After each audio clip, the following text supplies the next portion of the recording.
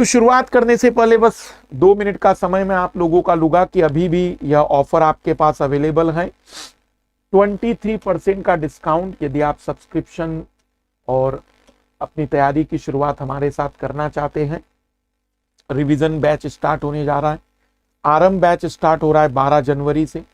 0% interest के साथ EMI का ऑप्शन आपके पास है और MK लाइव हमारा रेफर कोड है। अनअकैडमी पर किसी भी प्रकार के सब्सक्रिप्शन में, किसी भी प्रकार के कोई भी subscription, IIT, NEET, test series, SSC, banking, NUET, जो भी एग्जाम का प्रिपरेशन अनअकैडमी पर होता है, सब जगह MK लाइव रेफर कोड आप यूज कर सकते हैं। आइए शुरुआत करते हैं आज की और बात करते हैं कौन सी ऐसी चीजें बहुत कंपलसरी है पढ़ना। सबसे पहला हम सोर्स लेंगे इंटरनेट से। हम बात करेंगे इंटरनेट से कि इंटरनेट में क्या। दूसरा हम बात करेंगे NCERT में। देखो, मैं किताबों की पूरी रद्दी जमा नहीं करना चाहता हूं, लेकिन ऐसी कुछ बातें जो हम बात करेंगे कि हाँ ये होना ही चाहिए, ये कंपलसरी, इसका कोई ऑप्शन नहीं है, हम उस पर फोकस कर रहे हैं। तो सबसे पहला फोकस है इंटरनेट पर कि इंटरनेट में क्या जरूरी है। देखो, अब इंटरनेट की अगर हम बात करें तो इंटरनेट पर इस समय बाढ़ सी आ गई है। इंटरनेट पर इस समय बाढ़ सी आ गई है। आप अगर इंटरनेट पर कोई भी चीज सर्च करेंगे तो अब हजारों वेबसाइट है जिनके पास जी भरकर कंटेंट पड़ा हुआ है। कौन सा सही कौन सा गलत, इसमें कंफ्यूज हो सकते हैं। और मुझे लगता है कि इस पर ही 1.5-2 साल तक रिसर्च की जा सकती है कि इंटरनेट में कौन अच्छा और कौन बुरा है। पर अब हम किसी की बुराई ना करते हुए हम सीधे पॉइंट पर आते हैं। इंटरनेट पर आपको सबसे पहला PIB, इसे छोड़ना नहीं है। पब्लिक इंफॉर्मेशन ब्यूरो, ये गवर्नमेंट की ऑफिशियल साइट है। यहां पर बताई गई हर बात आपको सही माननी है। हिंदी और इंग्लिश दोनों मीडियम में है। इसमें मंथली भी बहुत सारे ऐसे आपको मिल जाते हैं, बहुत विषयों पर बहुत अच्छे कंटेंट मिल जाते हैं। तो PIB बिल्कुल भी इसका कोई अपवाद नहीं है, इसका कोई भी जोड़ नहीं है। यह बहुत बेहतरीन तरीके से हर इंफॉर्मेशन को बहुत ही सिंपल लैंग्वेज में बताने की कोशिश करते हैं। तो PIB को आप इंटरनेट से आप यूज कर सकते हैं। दूसरा है PRS, ये मुख्य रूप से पॉलिटी के लिए, और पॉलिटी में जो भी संसद में जितने भी अमेंडमेंट और एक्ट पारित होंगे, ये PRS की जो वेबसाइट होगी, इस वेबसाइट पर आपको कंप्लीटली जितने भी अमेंडमेंट, जितने भी बिल लोकसभा राज्यसभा में आए हैं, कुछ में पास हुए कुछ में नहीं पास हुए, उनका शॉर्ट डिस्क्रिप्शन इन पर मिलता है। कई बार हिंदी मीडियम में भी ये डिस्क्रिप्शन बकायदा देते हैं। कोई भी कानून अगर बन गया है तो उसको संक्षिप्त में सारे उसके क्या खासियत है, सारी क्या बातें, जैसे मैं जब भी कोई कानून मुझे समझना हो और बिल्कुल लेटेस्ट का हो, किताबों में उतना क्लियर ना हो रहा हो, तो मैं PRS की हेल्प लेता हूं। तो PRS आपको अप टू डेट रखेगा पार्लियामेंट्री कोई भी अमेंडमेंट या बिल के लिए।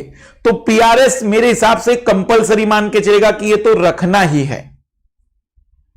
तो PIB, PRS ये दोनों तो रखनी है। तीसरा, साइंस टेक में DRDO और ISRO, बहुत अप टू डेट वेबसाइट अगर गवर्नमेंट में किन्हीं डिपार्टमेंट की या मैं कहूं कि किन्हीं संस्थाओं की हैं, तो DRDO और ISRO बहुत अप टू डेट है। आपको जो भी लगता है कि कुछ चंद्रयान 2 पर आपको चाहिए जानकारी कि चंद्रयान 2 का भारत के लिए क्या लाभ होगा, इसरो ने बहुत स्पष्ट रूप से दिखाया और समझाया है, बकायदा डायग्राम वाइज भी, और किस तरीके से लैंडिंग करेगा। एक पिक्चर पूरी तरह से मूवी के जैसी दिखाई है। तो आप इन दोनों को तो देख सकते हैं साइंस और टेक्नोलॉजी के लिए स्पेशली। चौथा, आप ज्यादा अगर कभी कोई चर्चा हो तो फॉरेस्ट मिनिस्ट्री, इन्वायरमेंट और फॉरेस्ट मिनिस्ट्री को आप जरूर देख सकते हैं। इन्वायरमेंट और फॉरेस्ट मिनिस्ट्री, खास करके इकोलॉजी इन्वायरमेंट में कौन से एग्रीमेंट हो रहे हैं, क्योंकि उसमें इंटरनेट या मैं कहूं अप टू डेट होना जरूरी है। कब देखना है उस पर मैं चर्चा कर दूं। देखो, PRS के लिए तो आपको हमेशा जब भी कोई नया कानून समाचारों में सुनो उसे देखना है। PIB कब देखना है, कोई खबर आपको देखनी है, समझनी है, तो पहला सोर्स यही होगा। कोई भी कानून में कुछ भी देखना हो तो पहला सोर्स यही होगा। इन्हें कब देखेंगे आप, इन्हें प्रतिदिन नहीं देखा जाता, इसे प्रतिदिन देखा जाएगा। इसे जब कोई नया कानून सुनने में आए, खबर में आए, तब देखना।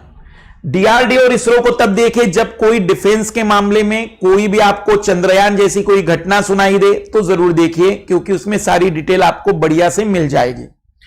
इन्वायरमेंट मिनिस्ट्री और इनके बारे में कब, जब आपको समाचार पत्रों में इस प्रकार की कोई खबरें मिले कि वातावरण पर कुछ या पर्यावरण पर इस प्रकार का कोई संधि या समझौता हुआ है, तो आदत ये मत डालिएगा कि जानबूझकर खोलकर बैठ गए हैं। बस पीआईबी डेली, इसके अलावा ये सभी लोग जैसे जैसे न्यूज में आते जाए वैसे वैसे इनको यूज किया जा सकता है। तो पीआईबी को डेली देखिए, आधा घंटा पीआईबी को दे दीजिए, उसमें प्रतिदिन की अप टू डेट खबरें भी होती हैं, साथ ही साथ उसमें मंथली मैगजीन जैसे आपको ऐसे भी मिलते हैं।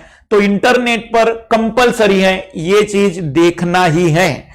जैसे मैं यूट्यूब की बात करता हूं, जैसे कि अब मैं भी यूट्यूब के थ्रू ही आ रहा हूं आपके सामने, लेकिन यूट्यूब पर प्रॉब्लम यह ना कि अब बाढ़ आ गई। देखो पहले क्या था कि नदी थी, साफ पानी था, अब बाढ़ आ गई, और बाढ़ कभी भी केवल नुकसान करती है, भला किसी का नहीं करती।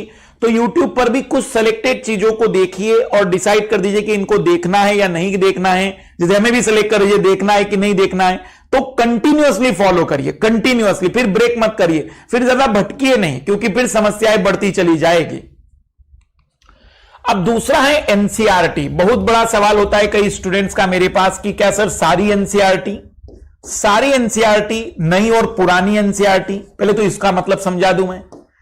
नई और पुरानी एनसीईआरटी का मतलब जिनका पब्लिकेशन 1994, 95, 90 के समय का है, उसे हम पुरानी एनसीईआरटी कहते हैं। इसकी फोटोकॉपी हमारे मुखर्जी नगर वाले मार्केट में बड़े आसानी से अवेलेबल होती है, फोटो स्टेट अवेलेबल होती है। तो मुखर्जी नगर या जहां भी यूपीएससी की तैयारी वाले दुकानें होती है किताबों वाली, वहां ये मिलती है। ऑनलाइन भी शायद कुछ जगह पर ये मिल रही है, ऑनलाइन भी मैंने देखा है कि कुछ वेबसाइट में अपलोड करके रखी गई है। और नई का मतलब जो इस समय आपको मिल जाएगी, ये तो आपको एनसीईआरटी की वेबसाइट पर ही मिल जाएगी, तो नई का तो कोई प्रॉब्लम नहीं है। क्या करना है पहले उसे देखिए। अगर मैं एनसीईआरटी को ही जमा करा दूं तो शायद लगभग कक्षा 6वीं से 12वीं तक की 100-150 तो एनसीईआरटी जमा हो जाएगी, फिर वही आ जाएगा, फिर किताबों की दुकान लेकर आ जाओगे। कुछ करो ना करो, एनसीईआरटी में कंपलसरी हिस्ट्री और ज्योग्राफी, इसका कोई भी तोड़ नहीं है, ये तो करना ही है, वो भी ओल्ड एनसीईआरटी से। कुछ पढ़ो ना पढ़ो, लेकिन एनसीईआरटी में ज्योग्राफी और हिस्ट्री करना ही है, ओल्ड एनसीईआरटी का करना ही है। ओल्ड एनसीईआरटी में क्लास 6 में है एंशिएंट इंडिया, 7th में है मॉडर्न मिडवल इंडिया, 8th में है मॉडर्न इंडिया। बहुत बेसिक अंडरस्टैंडिंग करा देगा ये। तो एनसीईआरटी में मैं ज्यादा कुछ नहीं कहूंगा, लेकिन एनसीईआरटी में हिस्ट्री और ज्योग्राफी का कोई भी विकल्प नहीं है, इसे तो इसमें से करना ही है। तो जो सेकंड ऑप्शन हमारे पास है, जो सेकंड हमने बात बताई आपको, वो हिस्ट्री और ज्योग्राफी, ये कंपलसरी है, इसके अलावा कोई ऑप्शन रहेगा ही नहीं। अब तीसरा बड़ा सवाल है बुक्स पर, कि बुक्स में क्या करें। तीसरा बड़ा सवाल है कि बुक्स में क्या करना है, बुक्स में कौन सी किताबें पढ़े और कौन सी नहीं।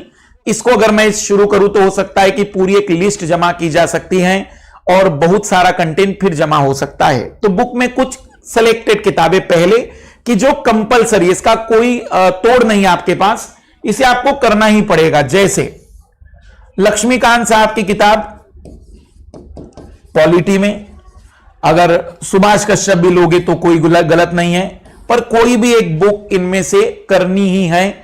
इसके साथ साथ आप बेयर एक्ट को जरूर साथ में रखा करिए, क्योंकि बेयर एक्ट आपको बताएगा कि लक्ष्मीकांत साहब ने उसके बारे में जो चर्चा की कि हाँ यही क्यों, तो यह आपको आइडिया लग जाएगा। तो बेयर एक्ट साथ में रखिएगा, जिसमें हमें पता चलेगा कि हर आर्टिकल में क्या क्या बातें बताई गई है। तो अगर हम किताबों में बात करें तो किताबों में लक्ष्मीकांत किताब को तो कंपलसरी करना ही है। लक्ष्मीकांत मतलब मेरे हिसाब से कंपलसरी है कि होना ही चाहिए, पढ़ना ही चाहिए, जरूरी है, या फिर सुभाष कश्यप, क्योंकि पार्लियामेंट इस जैसी बातों को हम समझ सकते हैं, इस प्रकार के विचारों को हम समझ सकते हैं। दूसरा है जनरल साइंस या जनरल साइंस और साइंस एंड टेक की अगर मैं बात करूं तो साइंस एंड टेक्नोलॉजी में अगर हम बात करें तो general science, science and tech, ये एक ऐसा पोर्शन है जो मुझे लगता है कि एक स्पेशलिस्ट कोई ना कोई टीचर चाहिए तो ज्यादा बेटर होगा। लेकिन फिर भी अगर आप खुद तैयार करना चाहते हैं तो इसमें केवल और केवल नई एनसीईआरटी पढ़ लीजिएगा, नई एनसीईआरटी 11th और 12th की, और आपको इसमें 10th क्लास में साइंस एंड टेक की भी बुक मिल जाएगी जो साइंस एंड टेक के नाम से निकाली गई है। तो दूसरी किताब नई एनसीईआरटी में साइंस और टेक और जनरल साइंस के लिए कंपलसरी मान के चलिएगा कि इसका भी कोई ऑप्शन नहीं है, ये करना ही चाहिए, कंपलसरी है ये हमारे पास। फिर तीसरा एक बहुत बड़ा विषय है इकोनॉमिक्स। तो इकोनॉमिक्स की मूलभूत किताबें जैसे मैं कह सकता हूं कि जो भी आपके पास आपने पढ़ी होगी तो ठीक है, लेकिन इकोनॉमिक्स में मैं कहूंगा इकोनॉमिक्स सर्वे और बजट, इसको भी आपको कंपलसरी करना ही है।